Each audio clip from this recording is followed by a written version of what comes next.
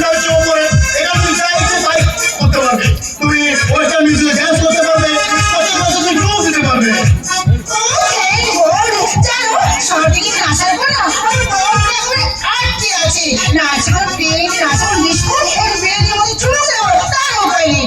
ভাবো ভালো তোমার সাথে আমার আগে আলাপ হয়ে গিয়েছিল। আরে কে বললো রে? দেবো, নিশ্চয়ই দেবো। তুমি আগে আমার পাশা রুমে চলো।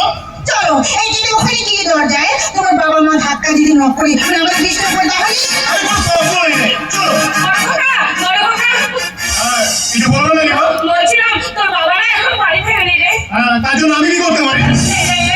একটু বাইরে গিয়ে খোঁজ দিয়ে দেখ না বাবা, যদি রাস্তাঘাটে কোনো বিপদ হয়ে যায়। আরে মা, বিপদ আপদ হলে আমাকে যেতে হবে না, পুলিশ দিয়ে খবর করলে তোমার স্বামী ডেড বডিটা বাড়িতে এসে পৌঁছে দিয়ে যাবে।